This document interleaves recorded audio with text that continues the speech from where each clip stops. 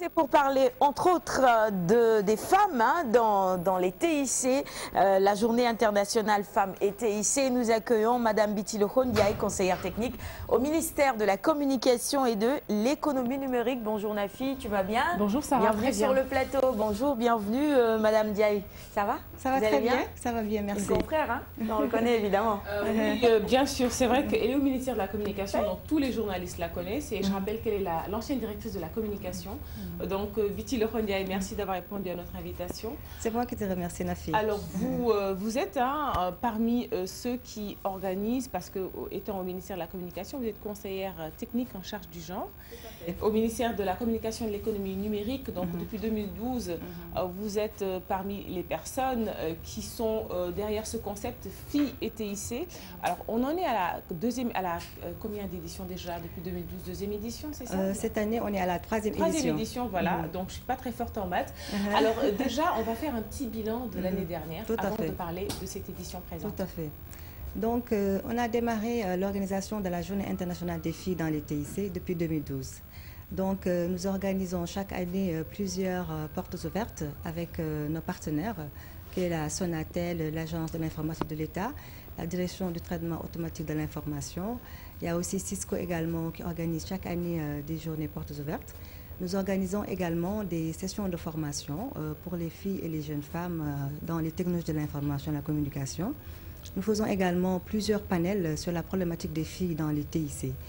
Et l'activité, en tout cas, la plus importante, c'est le concours Jigensitik, qui nous permet en tout cas de détecter les talents féminins et également contribuer à la création d'emplois dans le secteur des TIC. Et puis, comme on dit dans le jargon, création de start-up, c'est ça?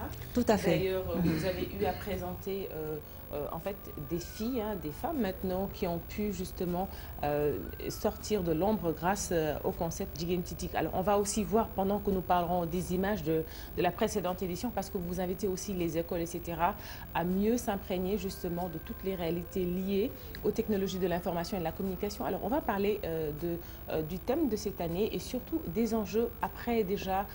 Vous en êtes à la troisième année. J'imagine aujourd'hui qu'il y a des appuis maintenant, que vous êtes bien lancé dans la course pour les TIC, pour les filles. Tout à fait. Le thème de cette année, c'est jeunes filles dans les TIC, actrices de développement. Ce que nous voulons démontrer, c'est qu'il y a d'éminemment femmes dans le secteur des TIC qui font de grandes choses, qui ont pu allier leur vie professionnelle et leur vie familiale et réussir au niveau de leur emploi et être en tout cas des femmes leaders, des femmes en tout cas qui ont eu à être des success stories. Et nous voulons également en profiter pour motiver les filles et les encourager. Si on les montre en tout cas ces femmes-là qui ont réussi, ça en tout cas renforce leur confiance et leur permet en tout cas de pouvoir aller en tout cas avec quiétude dans le secteur des TIC. Donc vraiment cette année, l'idée c'est de démontrer en tout cas la capacité d'innovation des femmes dans le secteur des TIC, mais aussi leur contribution au développement de l'économie numérique et les montrer en exemple aux jeunes filles qui vont être présentes demain lors de la célébration officielle au Grand Théâtre.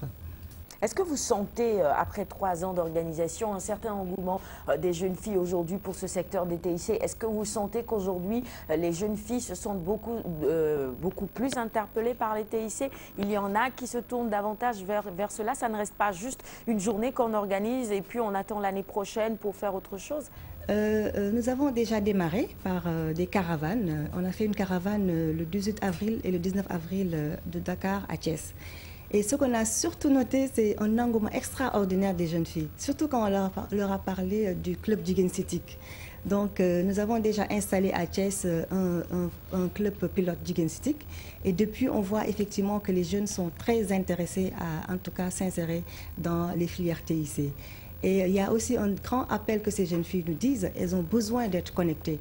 Parce que c'est aussi l'occasion de demander, en tout cas, aux partenaires technologiques, en tout cas, de faire en sorte que les ordinateurs soient beaucoup plus accessibles et que également la connexion à Internet soit accessible.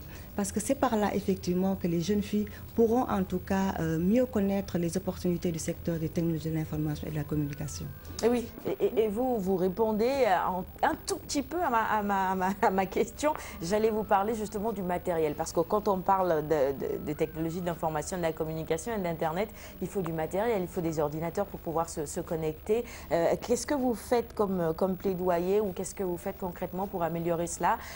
Journée internationale des femmes dans les TIC, pas seulement à Dakar, mais également dans les autres régions. Comment vous travaillez avec les autres régions pour permettre également à ces jeunes filles qui ne sont pas à Dakar, mais dans les régions, d'avoir accès ou de bénéficier de ce programme?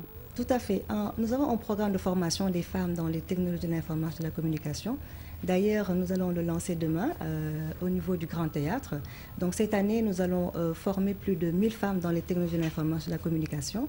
On a également un projet dénommé Une femme en ordinateur. Et nous sommes en train de travailler avec nos partenaires pour trouver en tout cas un moyen d'équiper les femmes et les jeunes filles en ordinateur et en tout cas mieux assurer leur connectivité. D'accord. Je rappelle que nous recevons Biti Lorhondiaï du ministère de la Communication, conseillère technique en genre, parce que voilà, donc notre machine d'écritel a quelques soucis, donc on n'arrive pas à identifier tout le monde et les téléspectateurs qui nous prennent de court justement voudraient savoir qui vous êtes. Est-ce que vous pouvez déjà nous rappeler le thème de cette année?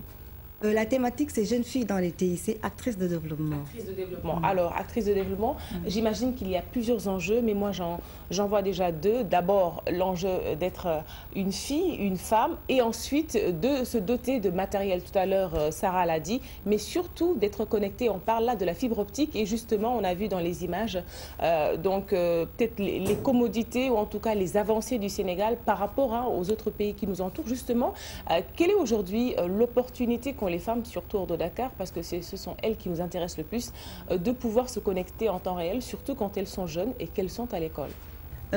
L'opportunité qu'il y a, c'est vraiment renforcer la qualité de l'éducation. Parce qu'au niveau de l'Internet, il y a beaucoup de ressources éducatives. Donc, le fait véritablement de permettre aux jeunes filles, aux jeunes élèves de se connecter à Internet, cela en tout cas peut renforcer leur capacité, en tout cas intellectuelle. Donc, vraiment, c'est ça la plus grande opportunité pour les jeunes filles et jeunes élèves.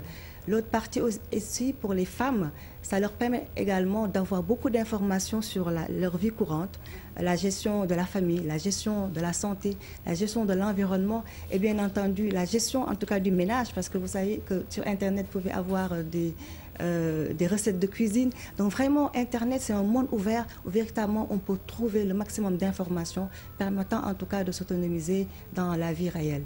Donc, on l'a vu, l'été ici, c'est vraiment magique. Vous avez parlé de cuisine, etc. Donc, j'imagine que ce n'est pas seulement pour une catégorie de femmes.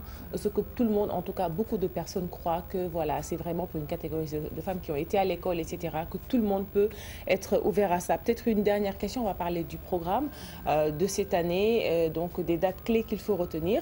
On a déjà vu qu'il y a des villages qui ont été donc mis sur pied. Je pense que vous êtes en partenariat avec l'ADIE, donc des villages aussi qui ont été mis sur pied. Est-ce que vous pouvez nous en parler et puis rapidement nous dérouler le programme de cette année? Tout à fait. Cette année, nous avons plusieurs thématiques, plusieurs activités. Donc, l'activité phare, c'est demain au Grand Théâtre, le 24 avril 2014 à partir de 9 h. C'est vraiment la célébration officielle de la Journée internationale des filles dans les TIC. Oui. Il y a également une activité qui va se dérouler à Bambey.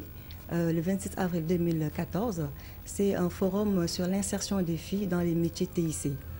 Il y a également samedi une autre activité qui va se dérouler à Thiès à partir de 15 h. On forme également sur l'insertion des filles dans le secteur des TIC. Il y a également la célébration de la région de Saint-Louis qui va se dérouler le 10 mai. Et l'activité phare, c'est le concours Jigéen Citik qui est en tout cas sponsorisé par l'ambassade des États-Unis et la Sonatel, qui nous permettent en tout cas de détecter les talents féminins, de pouvoir avoir des projets innovants et créer des entreprises. Donc ce concours-là, nous allons pouvoir primer 10 projets et accompagner une entreprise dirigée par une femme pendant une année. Dans la journée internationale des filles qui se déroule, on doit dire que c'est plutôt des journées qui se dérouleront jusqu'en mai. Il y a beaucoup d'opportunités pour les jeunes filles. Il y a des opportunités de stage. Par exemple, il y a nos partenaires qui nous ont accordé des stages rémunérés pour ces jeunes filles. Il y a également des bourses qu'on va leur donner. Il y a également des équipements informatiques et également l'opportunité en tout cas d'avoir un financement pour la mise en œuvre de leurs projets innovants. Oui, ça c'est bon à savoir. Oui, c'est une bonne chose.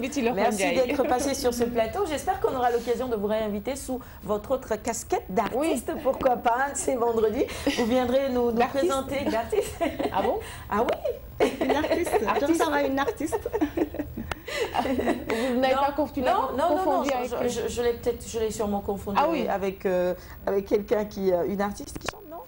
Non, pas du tout. C'est pas vous, c'est le visage alors. Peut-être qu'elle est belle comme une star, mais bon, elle est bien au ministère de la Communication. Peut-être qu'elle sera là pour nous parler une autre fois de genre, hein, et puis du travail que vous êtes en train de faire justement, parce que j'imagine qu'il y a beaucoup de travail à faire aujourd'hui sur ce concept-là que tout le monde ne maîtrise pas. Oui, tout à fait. Merci d'être passé sur le plateau. Je viens regarder maintenant pour ne plus confondre. On vous souhaite une excellente journée à vous et puis vivement les femmes dans les TIC. Je suis sûre que vous-même, vous êtes souvent très connectés sur Internet, des heures et des heures par jour.